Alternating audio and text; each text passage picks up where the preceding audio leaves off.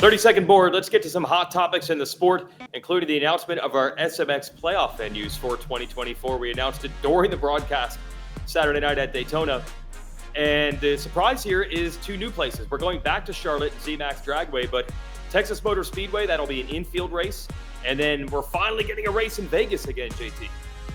Yeah, this is going to be great. I think everybody's been looking forward to heading back to the desert for a race in Las Vegas. It's going to be a different venue than we've ever visited before, but I think just being out there, having that symbolic end to a series in Las Vegas will be really cool. But let's jump into that 250E series, and Tom Vialle gets his first win in Monster Energy Supercross. Now, the question is going to be, was this just Daytona? Was it the conditions, or is this a real pivot to Tom Vialle being a championship contender and a many-time future winner in this series? Because remember, he is a two-time MX2 winner over in Europe. So this is not his first foray into winning. Yeah, we already had all the data there from Clinton earlier with SMX Facts, but yeah, I think you got to slow the roll a little bit only because we saw him dominate the Southwick National last year at Motocross, his type of conditions, sand, and then he didn't perform that well to that level again for the rest of the year until we got to the hybrid tracks in the SMX playoffs, and he was good again. So I think he's very, very good in the stadiums, but that level of dominance, we're going to have to see it in Birmingham and going forward. So that's my take on that one. Shout out to Supercross Futures that got to race at Daytona for the first time. And what I think this win for Drew Adams means is not just a win for Drew Adams. Kawasaki had this long running history of they are the ones that groom the amateurs that go all the way to the top, including Ricky Carmichael and James Stewart and Ryan Villapoto. And that was supposed to have continued with Austin Forkner, Adam Cianciarulo. It has not. The injury bug has bit that whole operation so hard over the last decade. So maybe it's Drew Adams could be the next one to do what Kawasaki always used to do. Yeah, and you're seeing talent as it's developing, right? And I think it's such a look to the future, literally, its namesake of who are the names of this class going to be. And you think about over the years, the guys that have made it and didn't. The Jett Reynolds, still that story's still being written. The Adam Cianciarulo, he's now a factory 450 superstar. But man, it's so great, I think, to watch these kids on that stage have to take on the same racetrack that the pros, that the guys that they're practicing sometimes during the week with. You think about a kid like Drew Adams, he's practicing with Jett and Hunter Lawrence every single day. A kid like Gavin Towers practicing with his Monster Yamaha Star Racing teammates throughout the week too, so they know what the level is going to be. I just like to watch the development process and see, for lack of a better term, who's going to make it and who's not. And speaking of that, Weege, you're on site. You're at the RCSX at the time of filming this. Now, it looks sunnier back there than I've seen when I was leaving on Sunday morning. It was raining really hard. What can you tell us about what's going on there at the moment? Don't worry, the damage is already done. Much like the Saturday race, the rain is a factor, whether it looks sunny and beautiful now. They have been running in and out of hellacious weather. But what's so cool about this race, I literally saw Drew Adams and his dad back in their regular van in the pits this morning because they're still racing this. And this kind of started the idea that kids could get that pro experience at a Supercross-ish race. It's not the traditional one. And now it's been going for 15 years. So even the elite like Drew Adams still race this. And we'll see how it turns out for them, especially because they're going to have to deal with somewhat muddy conditions here, just like they did on Saturday. That's good experience going forward. Ask Tom Vialle what having to ride in rain and mud can do for you as a pro. And one other rider who has a lot of experience racing in the mud, and we thought he might be the favorite going into the Daytona main, was Max Anstie, but it didn't work out. 2 bad starts in a row, 2-6-8, yet somehow he's the points leader, JT. I talked to his team a little bit. He started a little bit further outside than his team manager, Martin Davalos, would have preferred him to do. Max liked the gate that he had picked, but bad starts are doing Max in right now. Yeah, it's tough. I think he has the pace.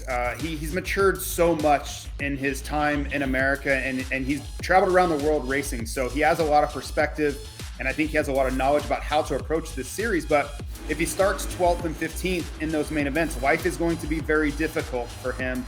It's amazing that he's been able to hold on to this red plate with 2-6-8 finishes. I don't know if that's ever been done before. I would have to think it's not. Maybe something for Quentin Fowler to kind of research the variance in results and still have red on the front of your motorcycle going into the weekends. But pretty wild and crazy 250E series we've seen so far. And speaking of that, you kind of contrast the differences of this weekend. The series leaving Arlington, everybody was talking about Monster Yamaha Star Racing. Deegan gets a win. Like, he looks like he's ready to grab momentum of the series. And then they had a really, really difficult Daytona Supercross, both he and Daxton Bennick hitting the dirt several times on Saturday.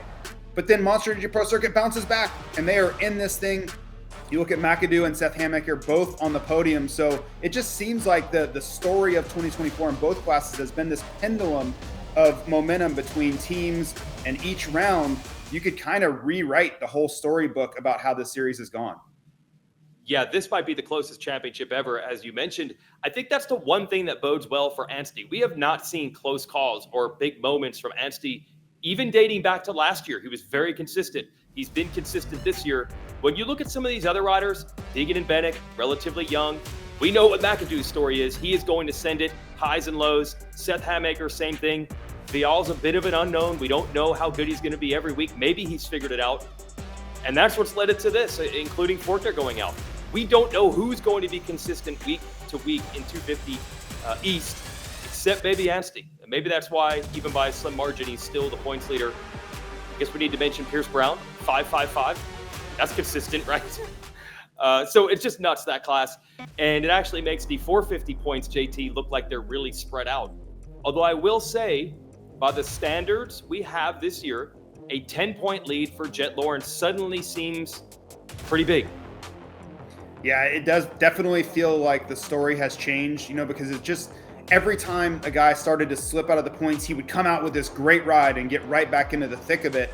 And I just really felt like Daytona was a turning point. And Ricky Carmichael's smiling right now because he always says the championship starts here, but it really feels that way because we have more distance between first and seventh than we have at any point in the series. And you look at guys like Jason Anderson, guys like Ken Roxon, they're over a full race worth of points out of the championship now. And I think we're really seeing the stars or who's going to be able to take this thing the distance start to emerge, and those that may just not have it down the stretch starting to fall off the tail end of this thing. So I thought it was a really big night as far as the championship goes throughout the top seven. That seven group that we've talked about throughout the whole series of who was going to make it and who wasn't. I think we're starting to get some clarity there. Yeah, well, to that point, Aaron Plessinger, he might have won Glendale and could have been the points leader just 2 races ago. And now all of a sudden we're looking at him being way back. That was a scary crash. Kind of reminded me, he went down at Daytona in his rookie 450 season, broke his heel and was out for months. Luckily, he avoided major injury and still finished the race. But that's exactly what you and I were talking about. It doesn't take much. Just 2 little crashes for him. 1 rhythm lane at Daytona, 1 corner at Glendale. Whole season looks different for AP now.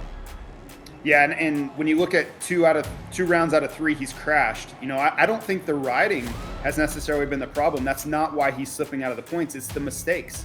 But you could say this is his first time really being up there. It's his first time having the red plate earlier this season. And it's the first time I think we've taken him seriously in a championship fight in the 450 class. So there's going to be some learning there. There's going to be some growing pains. But it's the crashing that's really taking him out of this thing. But if you want to talk about crashing and the risk of crashing, I think we have to talk about Eli Tomac, because this quad jump that went on Saturday night, I think was the difference. Now, had he done the quad, was he going to win? I don't know. I would say Jett was maybe a little bit better everywhere else, but I think it kept us away from a battle. And for me, the most shocking part of it was that Eli knew coming out of the heat race that he had to do the quad, right? He got past there. He was getting pulled away. They have software that shows him where he's losing time. That quad was the story going into the main event. And then he has to watch riders like Cody Schock doing this in the 250 main event. So I was fully expecting him to come out and jump that. For him to not do it, I think was a big moment, right? Mentally, I think he just said, nope, I'm not doing it. I don't want to hurt myself. I'm not going to lose a championship here. But his counterpart, Jett Lawrence, did it every single lap, seemingly with no real issues. Yeah, this goes back to what I said at the beginning of this. Is this race even more symbolic than just a typical win? This is the easy thing that any fan can understand. When the young guy comes on, he's willing to take the crazy risks. Jett Lawrence has not had many huge crashes in his career. He doesn't even know the downside of this. Eli Tomac's coming off a major injury, and he's 11 years older almost than Jett. So I think even the most novice fan would be like, oh, well, he's not as willing to risk jumping a huge jump in muddy ruts like the kid is. So again, it points to maybe this race is more symbolic than you'd want it to be if you're a Tomac fan and you want to believe he's going to win here at Birmingham coming up this weekend. And maybe he will. The history will decide how important. We might remember this race forever for that. Hopefully we remember it as a complete one-off for how it ended. I hope this doesn't happen again. Now, it's a cool tradition at Daytona that the fans get to come across the track and go to the podium. It feels very much like a podium at a pro motocross race like Redbud. I've hosted these podiums here for 15 years at this track. It's awesome. But they went too early this year, and we had Jason Anderson and Aaron Plessinger had not crossed the finish line and having to weave in and out of spectators. Luckily, they weren't close to each other and they weren't battling. Saw a fan get a hold of Jett Lawrence's goggles while Jett's doing a burnout. Shout out to Jett for having the start and end of the race. The incredible concentration for Jett, but we can't have this happen again, JT. We can't. Yeah, let's hope not, because this is a really cool thing for the fans to get to interact, be near the podium, and be a part of what goes on, because it's not possible at most of the stadiums, and it makes Daytona unique. Yeah, the timing wasn't perfect this week. Thankfully, nothing went really sideways. I'm sure they'll review it, get things right, but it is one of the things that makes Daytona so great. Speaking of great, I don't know how else you can really categorize Jett's win. And I talked to people behind the scenes in his camp. They knew this was a big weekend for all the reasons that Eli Tomac did, right? Both of them felt like this was a chance to send a message to each other. Eli wanting to say, hey, this is my house and it's time for me to get back to this title fight. And Jett wanted to end that talk in Tomac's house, right? That is such a big thing, to go to someone's best racetrack and absolutely dominate them. And I think that's what Jett did. You look at how he beat him in the heat, how he beat him in the main event. Eli had no answers. This was a statement win. Now the points are the same. It pays 25 points. Eli Tomac got 22 points. Nothing huge changed there. We got it, right? It's not anything mathematical difference, but the mindset and what they have to deal with. You know, Eli Tomac going to bed on Saturday night had to think about that. He really couldn't do anything about Jett Lawrence. I think it was absolutely a huge statement by Jett. Okay, so we'll see how Birmingham turns out. If you folks want to watch it, well, just come and watch it in person, or check out the coverage on Peacock and the SMX Video Pass that's outside the United States. It'll be 1:30 Eastern Time Saturday, Race Day Live, and 7 o'clock Eastern Time Saturday, we will go racing.